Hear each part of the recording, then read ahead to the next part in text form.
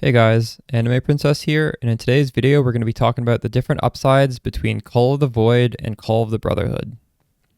I think both of these rings are extremely powerful on Spark characters, and we should be using one or the other. And in this video, I'm going to hopefully explain the differences in a way for you guys to make an informed decision on which one you're going to run with your Spark character. So let's start off by talking about the similarities. Both these rings help us achieve a maximum chill effect on enemies, and what this does is it reduces their action speed, which makes the game much safer. Another similarity is they both shatter enemies. Now, shattering is nice because we avoid any on-death effects. A very common one would be porcupines, which shoot out those quills. If you shatter a porcupine, no quills shoot out. Another example of shattering being useful is when you open a strongbox that detonates nearby corpses, there will be no corpses because shattered enemies do not leave corpses. This is pretty much the extent of these two rings similarities though. Let's talk about the differences.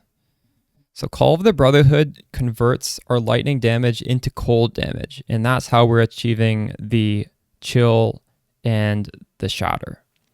Cold damage also lets us freeze enemies. So since we're actually applying cold damage onto the enemies, we're able to stun lock enemies with the freeze mechanic.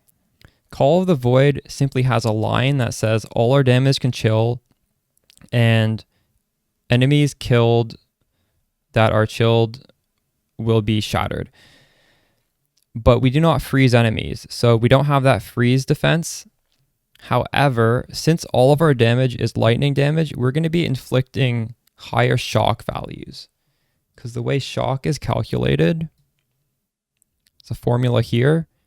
Everything in the formula would stay constant between Call of the Brotherhood and Call of the Void except for the lightning damage dealt, which means that we're going to hit a higher shock value with Call of the Void because we're shocking for a full damage instead of simply for 60% of our damage. So in that sense, Call of the Void will be more damage than Call of the Brotherhood. Now, Call of the Void also has an extra defensive layer. Enemies chilled by your hits lessen their damage dealt by half of the chill effect. So assuming we're chilling enemies for 30% reduced action speed, this means those enemies are also doing 15% less damage to us, which is very, very big. That's a huge defensive layer. Now, Call of the Void unfortunately also has another downside, which is all damage from hits can also chill you. Now, I'm running Call of the Void despite this downside because I have a pair of boots that has the Betrayal Unveil, 30% movement speed with 100% chance to avoid being chilled.